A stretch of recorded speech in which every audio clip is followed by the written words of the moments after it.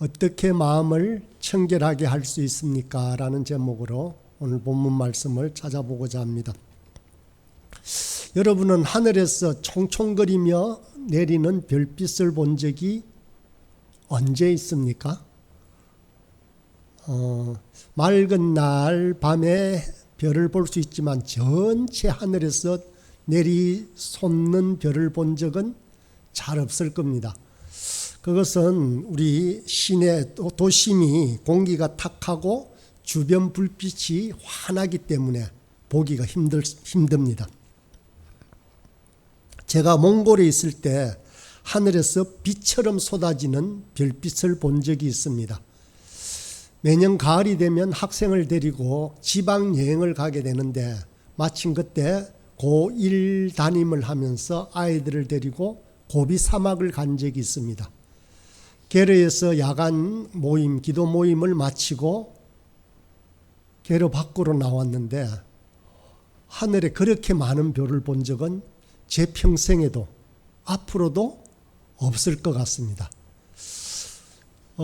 별이 눈앞으로 쏟아져 내리는데 반짝이는 별들이 후루룩 그냥 은하수를 본 정도가 아니고 손에 그냥 잡으면 별이 잡힐 것 같은 그런 느낌의 별들을 보았습니다. 하늘에 그렇게 별이 많은 줄을 제가 몰랐습니다. 그런데 왜 우리는 이곳 부산에서는 이러한 별들을 볼 수 없을까요? 사막에서는 그렇게 아름다운데 도시의 하늘에서는 그런 별을 볼 수 없는 이유가 무엇일까요? 사막에 뜬 별하고 우리 부산에 뜬 별이 달라서 그럴까요? 결코 그렇지 않습니다. 그 사막에서 본 그 별과 우리 이곳에서 보는 별은 같은 별입니다. 그런데 그 이유는 우리가 사는 곳이 너무 오염되어 있고 우리 주변이 너무 밝기 때문에 그 별을 볼 수가 없습니다. 하늘의 별을 보려면 대기가 청결해야 합니다. 그리고 주변 불빛이 너무 강하면 안 됩니다. 오늘 본문이 주는 말씀이 바로 이것입니다. 마음이 청결한 사람이 복이 있다라고 했는데 왜 복이 있는가 하면 하나님을 보기 때문에 그렇습니다. 마음이 청결하면 하나님을 볼 수 있기 때문에 큰 복이라는 것입니다. 하나님은 어디서든 계십니다. 그런데 그 하나님을 보는 사람이 있고 보지 못하는 사람이 있다는 것입니다. 아까 사막에서 보는 별을 볼 수 있고 도심의 탁한 공기 속에서는 별을 보지 못하는 것과 같은 이치입니다. 문제는 우리 마음에 달려 있습니다. 하나님을 보느냐 보지 못하느냐. 우리의 마음이 청결한 자는 하나님을 볼 수가 있습니다. 그러나 우리 마음에 더러운 때가 가득하면 결코 하나님을 볼 수가 없습니다. 우리가 세상의 것에 눈이 팔려 있다면 주변의 빛이 강하여 주님이 보이지 않는 것과 똑같습니다. 우리 모두는 하나님을 보고 싶어 합니다. 그러려면 부지런히 우리의 마음부터 청결하게 닦아야 합니다. 사람들이 하나님을 보지 못하는 이유는 자기 마음의 거울은 닦지 아니하고 자기 외모만 닦고 있기 때문에 그렇습니다. 예수님 시대에도 그런 사람이 있었습니다. 대표적인 사람이 바리새인들입니다. 그들은 하나님을 보고 싶은 마음이 없었습니다. 그들은 사람들에게 칭찬받는 것이 더 중요했습니다. 예수님은 이런 바리새인을 향하여 외식하는 자들이라고 책망을 했습니다. 마태복음 23장 25절에 보니 화 있을진저 외식하는 서기관들과 바리새인들이여 장과 대접의 겉은 깨끗이 하되 그 안에는 탐욕과 방탕으로 가득하게 하는도다. 이들은 겉만 번지르르 하지 그 속 마음은 닦지 않았습니다. 밖은 사람들이 보지만 안은 보지 않기 때문입니다. 그래서 예수님은 그들을 향해서 회칠한 무덤이다 라고 했습니다. 그렇다면 우리의 중심은 어떻습니까? 우리는 사람에게 잘 보이려고 합니까? 아니면 하나님께 잘 보이려고 합니까? 그것은 쉽게 알 수 있습니다. 우리가 하나님께 잘 보이려고 하는지 아니면 사람에게 잘 보이려고 하는지는 우리에게 마음의 평화와 기쁨이 있다면 아마 우리의 마음 중심이 사람의 평판보다 하나님을 더 중요하기 때문에 우리의 마음의 평안이 있을 것입니다. 안을 깨끗이 하면 겉도 깨끗해집니다. 예수님은 바리새인들에게 이렇게 말합니다. 눈먼 바리새인이여 너는 먼저 안을 깨끗이 하라. 그리하면 겉도 깨끗하리라. 사람에게 중요한 것은 바로 이 마음입니다. 외모와 겉으로 보이는 형식이 아닙니다. 속이 알차고 깨끗하면 반드시 바깥으로 드러나게 되어 있습니다. 그런 점에서 외모만 중시하는 것은 우리 사회의 큰 병폐입니다. 우리는 지나치게 남에게 어떻게 보이느냐에 따라 하는 것에 예민합니다. 그래서 없어도 있는 채 해야 합니다. 학벌은 무조건 좋아야 합니다. 명품을 좋아하고 어디에 사는가도 어떤 아파트에 사는가도 중요합니다. 청소년들의 최고 관심사가 무엇입니까? 바로 외모입니다. 외적으로 소지하고 있는 것입니다. 명품 가방이어야 합니다. 고급 브랜드 신발을 신어야 기가 삽니다. 외모보다 중요한 것은 마음이 청결한 것이다 라고 했습니다. 자기 스스로에게 충실해야 합니다. 마음이 청결한 자는 자기 내적 수양에 힘쓰는 사람입니다. 내적인 것은 평생을 가지만 외적인 것은 사람의 기호에 따라 자주자주 바뀝니다. 인간의 행복도 마찬가지입니다. 행복의 평가 기준은 다른 사람에게 있지 않습니다. 하나님이 어떻게 보실까를 가장 중요하게 생각하는 사람은 행복할 수밖에 없습니다. 겉은 번지르하지만 속은 썩은 냄새, 즉 불안과 미움, 정죄의식으로 가득한 바리새인은 결코 행복하지 않습니다. 우리가 마음이 더러워지는 이유가 있습니다. 그것은 바리새인처럼 욕심과 악한 생각이 있기 때문에 그렇습니다. 마음속의 더러움 때문에 우리는 하나님을 보지 못합니다. 예수님은 겉만 깨끗하게 하기 위해서 부지런히 손을 씻고 있는 유대인들을 책망했습니다. 유대인들이 가장 중요시하는 것은 바로 이 정결법입니다. 그들은 자기 손에 죄를 묻히지 않기 위해서 음식을 먹을 때나 바깥에 나왔다 들어오면 반드시 부지런히 손을 씻었습니다. 혹시 죄가 자기 안으로 들어올까 염려했기 때문입니다. 그런 유대인을 향해서도 우리 주님은 마음을 깨끗이 하는 것이 우선이다라고 명령을 하십니다. 실제 그렇습니다. 사람을 더럽게 하는 것은 옷이나 먹는 것이 아닙니다. 얼굴이나 외모가 아니라는 것입니다. 바로 그의 인격입니다. 외모는 잠깐입니다. 최종적으로 사람에 대한 평가를 결정하는 것은 하나님께서 우리에게 만드시는 성령의 성품, 바로 인격입니다. 우리의 인격은 말이나 행동으로 나타나게 되어 있습니다. 미워하는 마음, 물질에 대한 지나친 집착, 정욕, 그리고 사람에게 인정받으려는 명예욕은 우리의 마음을 아주 복잡게 하고 어둡게 합니다. 이렇게 마음의 빛이 어두워지면 결코 하나님을 볼 수 없습니다. 구약시대 선지자들이 싸웠던 것도 바로 이런 문제들 때문이었습니다. 그들은 겉으로 보이는 제사나 절기를 잘 지키면 하나님이 기뻐하실 것이다 라고 생각했습니다. 그들은 성전에 오를 때 깨끗한 예복과 값진 재물을 가지고 있었습니다. 그러나 이런 사람들을 향하여 시편 24편의 시편 기자는 이렇게 말합니다. 여호와의 산에 오를 자가 누구며 그의 거룩한 곳에 설 자가 누구인가? 곧 손이 깨끗하며 마음이 청결하며 뜻을 허탄한 데 두지 아니하며 거짓 맹세하지 아니하는 자로다. 바로 하나님께서 기뻐하시는 자는 그 행실이 깨끗한 사람입니다. 그 마음이 청결한 사람이라는 것입니다. 하나님의 성전을 향해서 시온의 대로가 열려있는 사람들입니다. 큰 대로라고 할지라도 돌멩이들이 흩어져 있거나 비포장 도로이거나 그 길이 굽어 있으면 속력을 내어 달릴 수가 없습니다.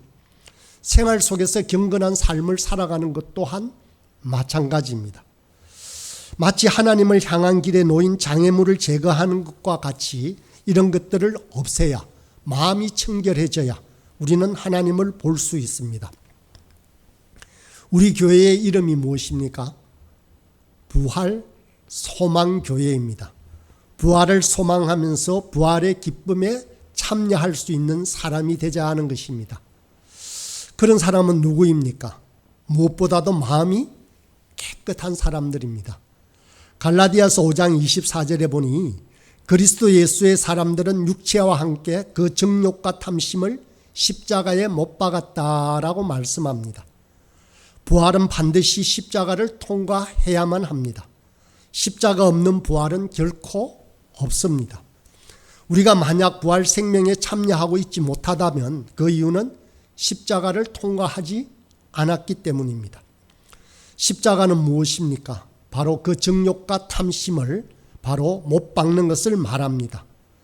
내 감정대로 살지 않고 하나님 말씀대로 살려고 할 때 우리 인생에 부활 생명이 넘쳐나기 시작합니다. 우리가 하나님을 보는 사람들이 되기 위해서는 또 마음을 단순하게 해야 합니다. 주변에 불빛이 많으면 별을 볼 수 없는 것과도 마찬가지입니다. 우리 마음의 세상을 향한 욕심의 불빛, 쾌락의 불빛, 여러 가지 분주한 일의 불빛이 너무 강하면 우리는 결코 별을 볼 수 없는 것과 마찬가지로 하나님을 볼 수 없습니다. 그래서 마음을 청결하게 한다는 것은 곧 마음을 단순하게 하는 것입니다. 생활을 단순하게 정리하면 마음도 단순하고 청결해집니다. 그래서 옛날 중세시대 수도자들은 자기가 관심 있는 모든 것들을 끊습니다. 그래서 모든 재산을 다 기증하고 수도원에 들어가거나 아니면 사막으로 들어갔습니다. 그 이유는 단순하게 살기 위해서였습니다. 주님만을 생각하겠다는 것입니다. 하나님만 보고 하나님과 하나 되는 복을 누리기 위해서였습니다. 이스라엘 백성이 타락한 곳은 광야가 아닙니다. 화려한 가나안 땅이었습니다. 광야는 아무것도 없어서 오직 하나님만 바라볼 수 있었습니다. 그러나 가나안은 문명의 도시로 그곳에는 이스라엘을 유혹하는 것들이 너무도 많았습니다. 광야는 아무것도 없는 것입니다. 그래서 하나님만 바랄 수 있는 곳이었습니다. 우리 마음을 단순화하는 것이 필요합니다. 비록 옛날처럼 모든 것을 다 버리고 떠날 수는 없지만 가끔은 TV 소리가 없는 곳, 사람 소리가 없는 곳, 휴대폰이 울리지 않는 곳, 안 될 것 같죠? 손에 없으면 멘붕이 오죠. 그렇다고 하는데 하여튼 그것을 잠시 멈추는 때도 있어야 합니다. 그런 곳이 꼭 우리에게 필요합니다. 보네프는 이렇게 말했습니다. 마음이 청결한 자는 누구인가? 오직 자기 마음을 완전히 예수님에게 맡기고 그가 홀로 마음을 지배하게 하는 자이다라고 했습니다. 우리가 마음을 청결하게 하려면 한 가지에게만 집중해야 합니다. 바로 예수 그리스도입니다. 우리의 생각과 관심사가 많아지고 흐트러지면 결코 마음이 청결해질 수가 없습니다. 청결하다는 것은 마음이 단순해진다는 것입니다. 청결한 삶을 살기 위해서는 단순해질 필요가 꼭 있습니다. 한 번은 그렇게 연습을 해야 합니다. 그래서 금식하고 금욕하는 것도 바로 그 이유입니다. 배고프면 배고픔만 생각날 것 같지만 그것 말고 오로지 주님께만 집중해서 기도할 수 있었습니다. 그래서 금식 기도도 하는 것입니다. 요즘은 미디어 금식을 하는 거 아시죠? 폰을 하루 종일 안 보는 겁니다.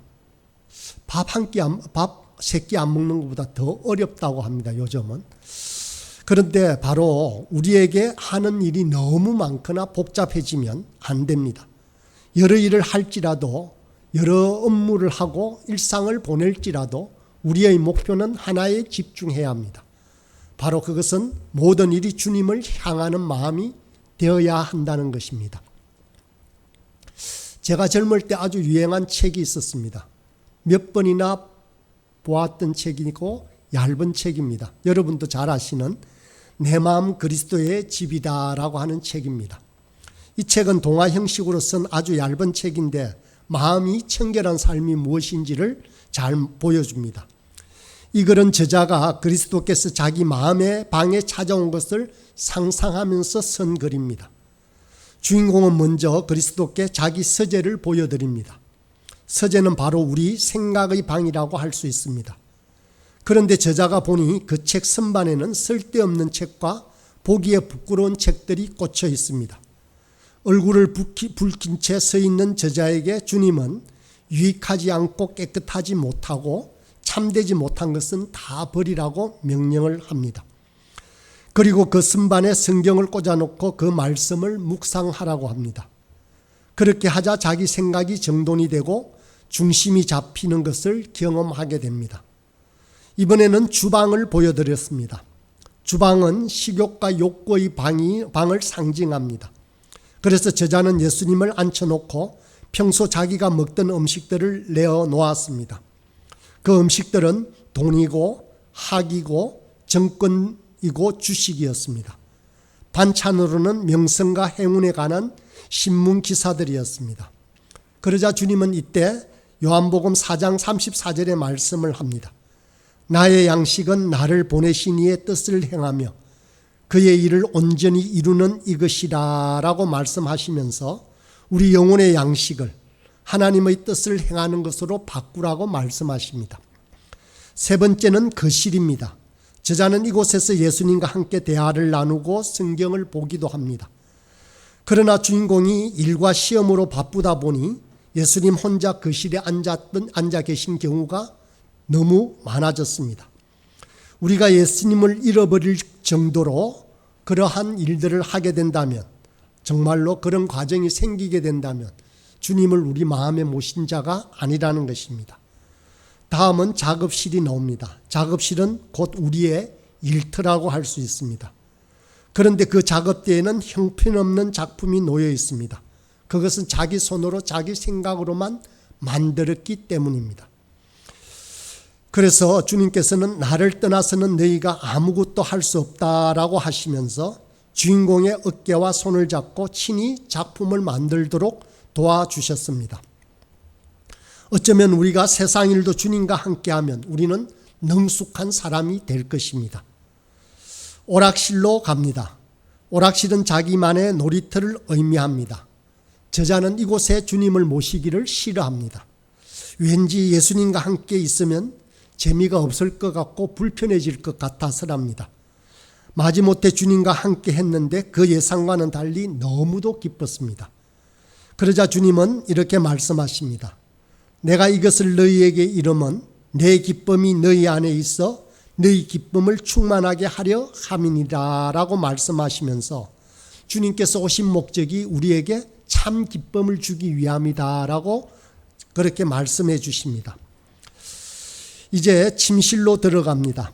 그곳에서 주님은 이성교제를 어떻게 할 수 있는지를 도와주시고 마지막으로 보여드렸던 것은 벽장이었습니다. 벽장 안에는 온갖 더럽고 죽은 냄새가 나는 것들이 많았습니다. 그것이 온 집안에 진동하고 그 냄새가 온 집안에 진동하고 있었습니다. 예수님은 열쇠를 받자마자 벽장을 깨끗이 청소하시고 도배까지 하십니다. 이제 진짜 마지막입니다. 책의 마지막 장에 있는 이야기입니다. 마지막으로 주인공이 한 것은 명의 이전입니다. 도무지 자기 스스로 자기라는 집을 관리할 자신이 없었던 것입니다. 그래서 주님에게 열쇠를 주며 이렇게 간청합니다. 주님은 손님이었고 제가 주인이었습니다. 그러나 이제부터는 제가 하인이 되겠습니다. 주님이 저와 이 집안의 주인이 되어 주십시오라고 이렇게 명의의 이전이 되고 나서야 진정한 평화가 주인공의 영혼에 임하는 것을 느낄 수 있었다라고 고백합니다. 이처럼 마음이 청결해지는, 우리의 마음의 방이 청결해지는 것은 그 모든 주권을 예수님께 맡겨 드리는 것입니다. 이제 저와 여러분은 어떻게 마음을 청결하게 할 수 있겠습니까? 첫 번째는 철제 유리의 욕심을 죽이는 것입니다. 탐욕을 죽이는 것입니다. 그런데 이 욕심을 죽이려고 하면 할수록 자꾸만 그 탐욕은 되살아납니다. 그래서 그것을 억누르기 위해서 우리는 손으로 막으려고 합니다. 그런데 오래 버틸 수가 없습니다. 이것은 바로 율법의 방식이라고 할 수 있습니다. 한마디로 하라 하지 말라라고 하는 율법의 구조로만 되어질 수가 없습니다. 제약이 솟구치는데 율법으로 강제로 틀어막을 수는 없습니다. 간혹은 가능합니다. 그렇지만 끝까지 행해지지는 않습니다. 이 욕심을 끊으려면 은혜의 방식으로 해야 합니다. 은혜의 방식은 욕심이 생겨나지 않도록 하는 것입니다. 이 유혹을 이겨내는 것인데 여러분이 다이어트를 하려면 어떻게 해야 성공할까요? 첫 번째는 두 가지가 필요한데 식욕이 일어나지 않게 하는 방법입니다. 그래서 어떤 사람들은 특히 남자들은 모르겠는데 여자들은 식욕 억제제를 먹는 사람들이 요즘 젊은이들 가운데는 많다고 합니다. 그러면 밥 생각이 별로 나지 않습니다. 살을 뺄 수 있습니다. 그러나 그 부작용은 만만치가 않습니다. 그래서 두 번째는 목표가 분명해야 합니다. 내가 왜 살을 빼야 하는지의 목표가 분명해야 합니다. 예컨대 사랑하는 사람이 생겼다거나 사람들에게 아름다운 모습을 보이고 싶다거나 하는 분명한 목표가 있어야 된다라는 것입니다. 몽골에 가면 신년 파티를 앞두고 신질이라는 파티가 있습니다. 그때는 어깨가 파진 드레스를 입습니다. 그래서 여자들은 그 드레스를 미리 사놓습니다. 한 가을쯤 9월쯤에 12월을 대비해서 사놓습니다. 그 옷에 자기 몸을 맞추기 위해서 밥을 아예 안 먹는 친구들도 있습니다. 그래서 3개월이 지나가지고 그 옷에 맞추고 그 파티에 나갑니다. 대단하죠. 하루에 물 한 잔, 우유 한 잔 이렇게 먹고 지내는 친구들도 있다고 합니다. 목표가 분명하면 성공할 확률이 높습니다. 우리의 삶에도 그런 허탄한 목표는 아니지만 우리에게도 성령님의 역사가 있다면 반드시 그렇습니다. 하나님의 은혜에 취한 사람은 은금 패물과 명성이 우리 눈에 들어오지 않습니다. 은혜 받고 하나님과 함께하는 것이 최고의 기쁨이 됩니다. 그래서 삭개오 같은 사람은 욕먹어가며 평생 동안 모았던 재산을 아낌없이 내어놓게 됩니다. 그리고 또 정욕에 대한 문제도 마찬가지입니다. 철학자 키에르케고르는 평생을 독신으로 살았습니다. 그러니 정욕의 유혹이 얼마나 많았겠습니까?